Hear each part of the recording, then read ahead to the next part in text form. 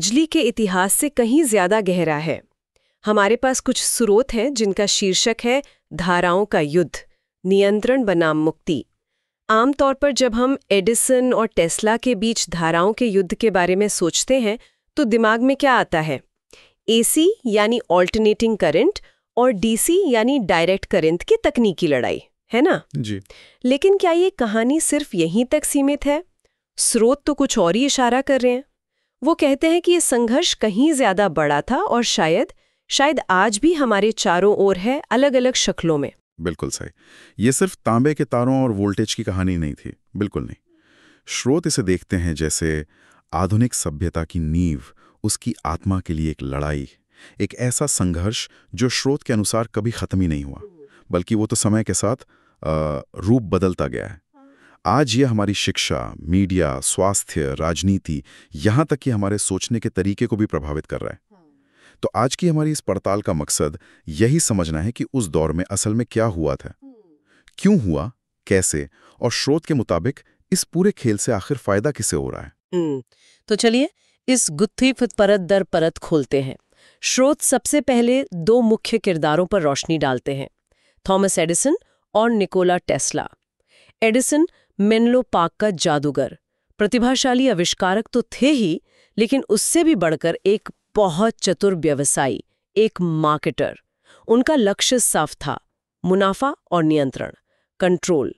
दूसरी तरफ थे निकोला टेस्ला, एक दूरदर्शी, एक विजनरी जो ऊर्जा को प्रकृति की एक जीवित शक्ति मानते थे, और उनका सपना वायरलेस तरीके से बिना किसी शुल्क के ऊर्जा पूरी दुनिया तक पहुंचाना। दो बिल्कुल अलग सोच वाले इंसान, एक ही दौर में एक ही चुनौती, दुनिया को बिजली कैसे दी जाए, मगर उनके रास्ते, उनके दर्शन, जमीन आसमान का फर्क था। हाँ, और यही दर्शन का फर्क, यही इस पूरे टकराव की जड़ था। तकनीकी तौर पे देखें तो डीसी ठीक थी कम दूरी के लिए, लेकिन अगर आपको बिजली मीलों दूर भेजनी है तो एसी कहीं ज्यादा कारगर थी, क्योंकि आप उसका वोल्टेज बढ़ा सकते थे लंबी दूरी के लिए और फिर इस्तेमाल की जगह पर उसे सुरक्षित स्तर तक कम कर सकते थे। अच्छा। एडिसन ने डीसी में बहुत भारी निवेश कर रखा था, बहुत ज्यादा। उनका पूरा व्यापारिक साम्राज्य, उनका बिजनेस मॉडल उसी पर टिका था। इसलिए टेस्ला की एसी तकनीक वो उनके लिए सिर्फ एक तकनीकी चुनौती नहीं थी, वो उनके पूरे व्यापारिक वजूद के लिए खतरा थी, अस्तित्व का सवाल था। और स्रोत बताते हैं कि एडिसन ने इस खतरे का सामना कैसे किया। ये कोई सीधी सादी प्रतिस्पर्धा तो नहीं थी जैसा कि स्रोत बताते हैं। नहीं, बिल्कुल नहीं, बिल्कुल नहीं। स्रोत इसे मानते हैं इतिहास का शायद पहला बड़ा कॉर्पोरेट नेगेटिव कैंपेन। एडिसन ने एसी को बदनाम करने के लिए क्या कुछ नहीं किया, इसे मौत का करंट करार दिया। लोगों के मन में डर बैठाने के लिए उन्होंने सरेआम जानवरों को एसी करंट से मरवाया। क्या सच में? हाँ, कुत्ते, बिल्लियां, यहाँ तक कि टॉप्सी नाम का एक सर्कस का हाथी भी। ये सब सिर्फ ये दिखाने के लिए कि देखो एसी कितनी खतरनाक है। ए भगवान। इतना ही नहीं, स्रोत ये भी कहते हैं कि उन्होंने पहली इलेक्ट्रिक चेयर बनाने में भी पीछे से मदद की, जो एसी पर चलती थी, ताकि लोग एसी का नाम मौत की सजा से जोड़ें। ये सब कुछ एक सोची समझी रणनीति थी, अपने डीसी सिस्टम को बचाने की, अपने कंट्रोल को बचाने की। तो मतलब ये हुआ कि ये जनता की सुरक्षा की चिंता नहीं थी, ये तो अपने मुनाफे और नियंत्रण की लड़ाई थी। स्रोत का तर्क बिल्कुल यही है, सुरक्षा तो बस एक बहाना था। यहाँ से कहानी और भी पेचीदा होती जाती है। हाँ, क्योंकि ये सिर्फ तकनीक की लड़ाई नहीं थी, ये बुनियादी ढांचे पर, इंफ्रास्ट्रक्चर पर कंट्रोल की लड़ाई थी। कौन तारों का मालिक होगा, कौन मीटर लगाएगा, बिल कौन भेजेगा, पेटेंट किसके पास होंगे। एडिसन को ऐसी ऊर्जा नहीं चाहिए थी जो मुफ्त हो, उन्हें चाहिए थी मीटर वाली ऊर्जा, जिसका लोग भुगतान करें, जिसके लिए बिल जाए। जबकि टेस्ला का सपना तो एकदम उल्टा था। हाँ, टेस्ला का सपना था हवा के जरिए बिजली भेजना, बिना तारों के, बिना मीटर के, बिना बिल के। वाह। स्रोत यहाँ जेपी मॉर्गन का जिक्र करते हैं, उस समय के बहुत बड़े फाइनेंसर, जिन्होंने शुरुआत में टेस्ला के उस बड़े प्रोजेक्ट वार्डनक्लिफ टावर को फंड भी किया था। अच्छा। लेकिन जब टेस्ला ने उन्हें बताया कि इस टावर से भेजी जाने वाली ऊर्जा मुफ्त होगी, तो मॉर्गन ने कथित तौर पर कहा था, अगर इसे मीटर नहीं किया जा सकता तो इसमें मेरे लिए कोई फायदा नहीं है। ओह। स्रोत के अनुसार यही इस पूरे संघर्ष का सार है, निचोड़ यही है, मुनाफा बनाम मकसद, प्रॉफिट वर्सेस पर्पस, नियंत्रण बनाम मुक्ति, कंट्रोल वर्सेस लिबरेशन। तो असल में यह युद्ध आधुनिक जीवन की बुनियाद यानी ऊर्जा पर नियंत्रण के लिए था। हाँ बिल्कुल। और ऊर्जा का मतलब सिर्फ बिजली के इलेक्ट्रॉन नहीं है ना? ये किसी भी सभ्यता को चलाने वाला ईंधन है, उसका जीवन रक्त। जिसके हाथ में ऊर्जा का नियंत्रण होता है, एक तरह से उसके हाथ में हर चीज का नियंत्रण होता है। स्रोत के मुताबिक ये लड़ाई सिर्फ ये नहीं थी कि कौन सी तकनीक बेहतर है, बल्कि ये थी कि भविष्य के खेल के नियम कौन बनाएगा, कौन तय करेगा। एडिसन उस औद्योगिक मॉडल के प्रतीक थे जो हम आज भी देखते हैं, सेंट्रलाइज्ड, ऊपर से नीचे वाला, पदानुक्रमित, मुनाफे पर आधारित और मालिकाना हक वाला, प्रोप्राइटरी। दूसरी तरफ टेस्ला एक अलग मॉडल की बात कर रहे थे, एक पारिस्थितिक मॉडल, इकोलॉजिकल, विकेंद्रीकृत, डिसेंट्रलाइज्ड, खुला, ओपन, मुक्त प्रवाह, फ्री फ्लोइंग और प्रकृति के साथ तालमेल बिठाने वाला। एक मॉडल वो एकाधिकार की ओर ले जाता है, दूसरा सबके लिए प्रचुरता की ओर। लेकिन हम जानते हैं कि तकनीकी तौर पर तो एसी ही जीती है ना? आज हमारे घरों में, उद्योगों में, हर जगह एसी का ही इस्तेमाल होता है। तो फिर स्रोत ये क्यों कहते हैं कि असल में जीत एडिसन के नजरिए की हुई? ये थोड़ा अजीब नहीं? हाँ, यहीं पर स्रोत एक बहुत दिलचस्प और शायद थोड़ी चौंकाने वाली बात कहते हैं। उनका तर्क है कि भले ही तकनीक एसी की जीती, लेकिन आध्यात्मिक रूप से या कहें कि वैचारिक रूप से एडिसन के सिद्धांत जीत गए, एडिसन का मॉडल जीत गया। अच्छा, कैसे? अब देखिए, जिस तरह की बिजली व्यवस्था आखिरकार दुनिया भर में बनी, बड़े बड़े सेंट्रलाइज्ड पावर प्लांट्स, कॉरपोरेट कंपनियों का मालिकाना हक, हर घर में मीटर लगाकर खपत नापना और फिर उस पर मुनाफा कमाना, ये पूरा ढांचा, ये पूरा सिस्टम, ये एडिसन के कंट्रोल और मुनाफे वाले मॉडल पर ही आधारित था। हाँ, ये तो है। टेस्ला का वो सपना वायरलेस, मुफ्त वैश्विक ऊर्जा का, वो कहीं कहीं दफन हो गया। उनके कई पेटेंट या तो खत्म हो गए या दूसरों के हाथ लग गए, और उनका नाम इतिहास की किताबों से लगभग मिटा दिया गया, जबकि एडिसन एक नायक बन गए। सही बात है। लेकिन यहाँ एक विडंबना है जिसका स्रोत जिक्र करते हैं। आज हम टेस्ला के कई विचारों की वापसी देख रहे हैं, है ना? हाँ। जैसे solar microgrid, wireless charging, resonant energy transfer, ये सब टेस्ला के आइडिया से जुड़े हैं। हाँ, बिल्कुल। विडंबना ये है कि अब बड़ी कंपनियां उन्हीं के भूले बिसरे विचारों को पेटेंट करवाकर हमें वापस बेच रही हैं। ओह, तो मतलब एडिसन का मॉडल आज भी जीत रहा है? एक तरह से हाँ, स्रोत तो यही कहते हैं। तो स्रोत के अनुसार ये लड़ाई कभी खत्म ही नहीं हुई, बस इसने अपना मैदान बदल लिया है। बिल्कुल, यही स्रोत की सबसे बड़ी अंतर्दृष्टि है, इनसाइट है।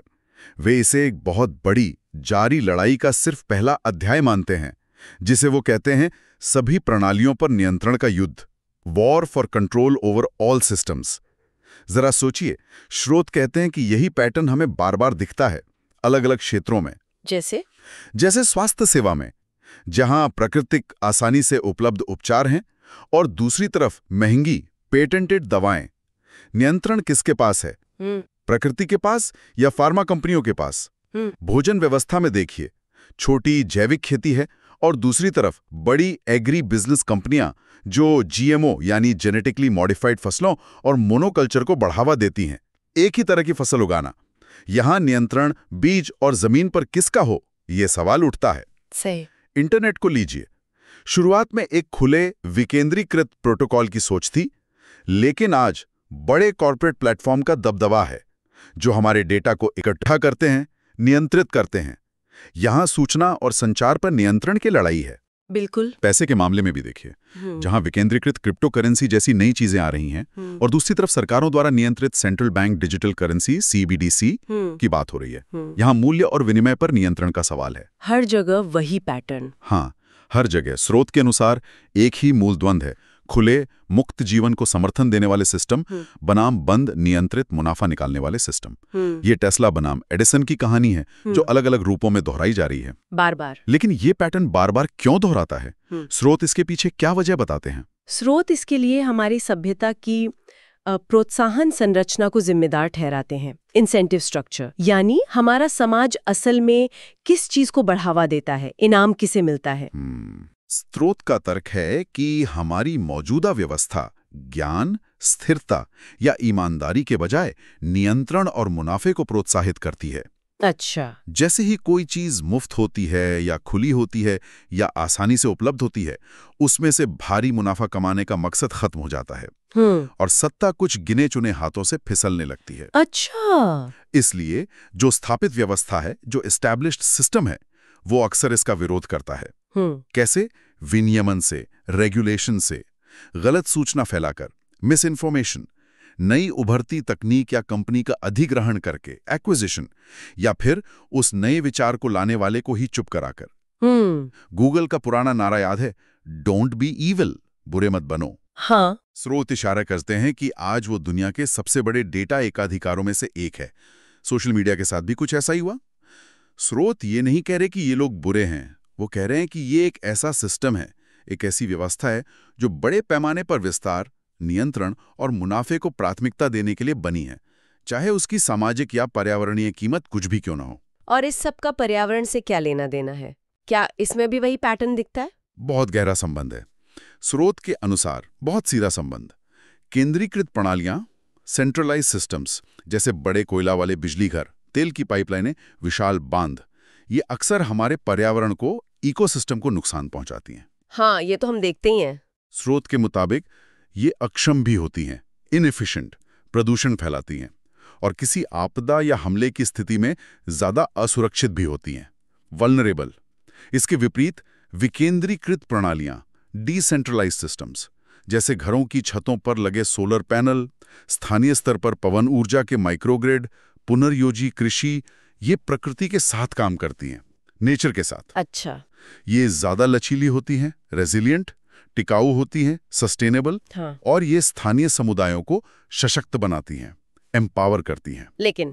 लेकिन स्रोत बताते हैं कि ये समाधान अक्सर पुराने स्थापित ऊर्जा दिग्गजों के मुनाफे के लिए खतरा बन जाते हैं। इसलिए उन्हें या तो रोका जाता है, उन्हें पर्याप्त फंडिंग नहीं मिलती, या फिर उन्हें अव्यावहारिक या महंगा कहकर खारिज कर दिया जाता है। इस बीच जलवायु परिवर्तन तेजी से बढ़ रहा है। स्रोत का तर्क है कि ऐसा इसलिए नहीं कि हमारे पास समाधान नहीं है, समाधान तो हैं, बल्कि इसलिए कि उन समाधानों को अपनाने और लागू करने की स्वतंत्रता पर नियंत्रण और मुनाफे वाली सोच हावी है। टेस्ला पृथ्वी की प्राकृतिक ऊर्जा धाराओं का इस्तेमाल करना चाहते थे, सूर्य, हवा, आयोनोस्फीयर, जबकि एडिसन का मॉडल, उसका मतलब था संसाधनों को जलाकर बिजली और धुआं बेचना। स्रोत कहते हैं कि हम आज भी उन्हीं दो रास्तों के चौराहे पर खड़े हैं। तो क्या ये सिर्फ तकनीक और अर्थशास्त्र की लड़ाई नहीं है? क्या ये एक नैतिक लड़ाई भी है, मॉरल बैटल? स्रोत इसे निश्चित रूप से एक नैतिक और दार्शनिक लड़ाई मानते हैं। इसके मूल में दो अलग-अलग विश्व दृष्टिकोण हैं, वर्ल्ड व्यूज, उनका टकराव है। पहला, स्वामित्व प्रतिमान, ओनरशिप पैराडाइम। इस नजरिए से दुनिया क्या है? सिर्फ संसाधनों का एक भंडार, जिसे कंट्रोल करना है, जिससे पैसा कमाना है, मोनेटाइज करना है। इसमें लोग सिर्फ उपभोक्ता हैं, कंज्यूमर्स, और प्रकृति एक वस्तु है, कमोडिटी। दूसरा, संरक्षकता प्रतिमान, स्टुवर्डशिप पैराडाइम। यह नजरिया दुनिया को एक जीवित, परस्पर जुड़ी हुई प्रणाली के रूप में देखता है, लिविंग सिस्टम, जिसका हमें सम्मान करना चाहिए, पोषण करना चाहिए, जिसे सबके साथ साझा करना चाहिए। इसमें लोग भागीदार हैं, पार्टिसिपेंट्स, और प्रकृति हमारी शिक्षक है, टीचर। अच्छा। स्रोत बताते हैं कि एडिसन पहले वाले प्रतिमान में काम कर रहे थे, ओनरशिप वाले में, जबकि टेस्ला का नजरिया दूसरे वाले से मेल खाता था, स्टुवर्डशिप। और ये आज भी प्रासंगिक है? बिल्कुल। स्रोत इशारा करते हैं कि आज भी कंपनियां जीन्स को पेटेंट करवा रही हैं, बीजों पर अपना मालिकाना हक जता रही हैं, यहां तक कि एआई द्वारा बनाई गई कला पर भी कॉपीराइट का दावा करने की कोशिशें हो रही हैं।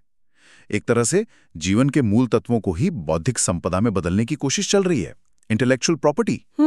यह उसी स्वामित्व वाले प्रतिमान का विस्तार है। ये सब जानकर थोड़ा निराशाजनक लगता है। क्या हम इस चक्र में फंसे हुए हैं? तो इस चक्र को कैसे तोड़ा जा सकता है? क्या स्रोत कोई रास्ता सुझाते हैं? हाँ, स्रोत सिर्फ समस्या बताकर नहीं छोड़ते, वो समाधान की दिशा में भी इशारा करते हैं। उनका सुझाव है कि इस चक्र को तोड़ने का पहला कदम है इस पैटर्न को पहचानना, यानी सिस्टम साक्षर बनना, सिस्टम लिटरेट। ये समझना कि चीजें जिस तरह से काम करती हैं वो क्यों करती हैं। मतलब सिर्फ सतही तौर पर नहीं, बल्कि गहराई में जाकर समझना। बिल्कुल। ज्यादातर लोग सोचते हैं कि टेस्ला इसलिए हार गए क्योंकि उनके विचार समय से बहुत आगे थे, लेकिन स्रोत जोर देते हैं कि वो तकनीक की वजह से नहीं हारे, वो हारे शक्ति संरचना की वजह से, पावर स्ट्रक्चर्स। हम अक्सर किसी नायक का इंतजार करते हैं, किसी नए टेस्ला का, कि वो आएगा और सब कुछ बदल देगा। लेकिन स्रोत के अनुसार असली बदलाव किसी एक व्यक्ति से नहीं आएगा, ये हम पर निर्भर करता है, हम सब पर, कि हम अपने सिस्टम, अपनी व्यवस्थाओं को कैसे डिजाइन करते हैं। तो हमें सिस्टम पर ध्यान देना होगा। हाँ, स्रोत ओपन सोर्स ऊर्जा तकनीकों की बात करते हैं, समुदाय के स्वामित्व वाले बिजली ग्रिड की, कम्युनिटी ओन्ड ग्रिड्स और पुनर्योजी अर्थव्यवस्थाओं की, रीजेनरेटिव इकोनॉमीज, इनके निर्माण की जरूरत है। हमें बुनियादी सवाल पूछने होंगे, मुश्किल सवाल। बिजली के तारों का मालिक कौन है? हमारे डेटा का मालिक कौन है? हमारे भविष्य का मालिक कौन है? सही बात है। और शायद स्रोत कहते हैं हमें दुनिया के एडिसनों का महिमा मंडन बंद करना होगा। मतलब जो एकाधिकार बनाते हैं, जो सिर्फ मुनाफा निकालते हैं, उनकी बड़ाई बंद करनी होगी और टेस्लाओं का सम्मान करना सीखना होगा, जो दूरदर्शी हैं, जो सबके भले का सोचते हैं, जो मुक्ति दिलाने वाले हैं। लेकिन क्या यह सब थोड़ा ज्यादा आदर्शवादी नहीं लगता, यूटोपियन? क्या सदियों से चली आ रही इन गहरे जमी हुई व्यवस्थाओं को वाकई बदला जा सकता है? ये बहुत बड़ा सवाल है। स्रोत का मानना है कि व्यवस्थाएं तब बदलती हैं जब पर्याप्त संख्या में लोग उन्हें साफ तौर पर देखने लगते हैं, उनके काम करने के तरीके को समझने लगते हैं। जागरूकता, अवेयरनेस, यही पहला और सबसे महत्वपूर्ण कदम है। अच्छा। धाराओं का यह युद्ध सिर्फ बिजली के बारे में नहीं था, ये चेतना के बारे में भी था। कॉन्शियसनेस, हम कैसी दुनिया चाहते हैं? एक ऐसी दुनिया जहां हर चीज पर कुछ लोगों का नियंत्रण हो, कंट्रोल हो, या एक ऐसी दुनिया जहां सब कुछ आपस में जुड़ा हुआ हो, कनेक्टेड हो, जहां सहयोग हो, कोऑपरेशन? ये तो सोचने वाली बात है। नियंत्रण डर पैदा करता है, जुड़ाव विश्वास पैदा करता है। नियंत्रण हमें बांटता है, जुड़ाव हमें जोड़ता है। स्रोत का तर्क है कि हम आज एक अहम मोड़ पर खड़े हैं। जलवायु संकट, आर्टिफिशियल इंटेलिजेंस का उदय, महामारियां, बढ़ती असमानता, ये सब अलग अलग समस्याएं नहीं हैं। वे एक ही मूल बीमारी के लक्षण हैं, सिम्टम्स। और वो बीमारी क्या है? एक ऐसी सभ्यता जो आपसी सद्भाव और संतुलन के बजाय सिर्फ नियंत्रण और मुनाफा निकालने पर बनी है। टेस्ला ने एक अलग रास्ता देखा था, एक अलग संभावना दिखाई थी, और स्रोत के अनुसार उनके वो विचार आज शायद पहले से भी कहीं ज्यादा प्रासंगिक हैं, रेलेवेंट हैं। तो जैसा कि स्रोत बताते हैं, ये युद्ध कभी खत्म नहीं हुआ, ये बस हमारी नजरों से ओझल हो गया है, पर्दे के पीछे चला गया है। हाँ बिल्कुल, एक तरह से अदृश्य हो गया है। युद्ध का मैदान बदल गया है, बैटलफील्ड शिफ्ट हो गया है। बिजली की लाइनों से हटकर अब ये एल्गोरिदम में लड़ा जा रहा है, पेटेंट कानूनों में लड़ा जा रहा है, और लोगों की धारणाओं को आकार देने में। परसेप्शन मैनेजमेंट आज भी बह रही हैं। करंट्स आर स्टिल फ्लोइंग, ऊर्जा की, सूचना की, पैसे की, विचारों की। सवाल यह है कि हम सामूहिक रूप से इन्हें किस दिशा में बहने देना चुनते हैं। तो ये थी हमारी आज की गहन पड़ताल, धाराओं का युद्ध, नियंत्रण बनाम मुक्ति शीर्षक वाले स्रोतों पर आधारित। ये कहानी सिर्फ एसी बनाम डीसी की तकनीकी बहस से कहीं कहीं आगे जाती है। ये उन गहरे पैटर्न और दर्शन पर सवाल खड़े करती है जो हमारी आज की दुनिया को आकार दे रही हैं। नियंत्रण बनाम मुक्ति, मुनाफा बनाम मकसद। हाँ, और स्रोत हमें इस बात पर सोचने के लिए उकसाते हैं कि ये नियंत्रण बनाम जुड़ाव वाला पैटर्न हमारे जीवन के और किन किन हिस्सों में नजर आता है, और ये चुनाव नियंत्रण का रास्ता या देखभाल और सहयोग का रास्ता आज हमारे सामने किस तरह से खड़ा है, चाहे वो ऊर्जा का क्षेत्र हो, सूचना का, या हमारे अपने भविष्य के डिजाइन का। स्रोत एक अंतिम विचार हमारे सोचने के लिए छोड़ जाते हैं कि एक बार जब आप इस अदृश्य करंट या प्रवाह को, इस पैटर्न को देखना शुरू कर देते हैं, तो फिर इसे अनदेखा करना मुश्किल हो जाता है।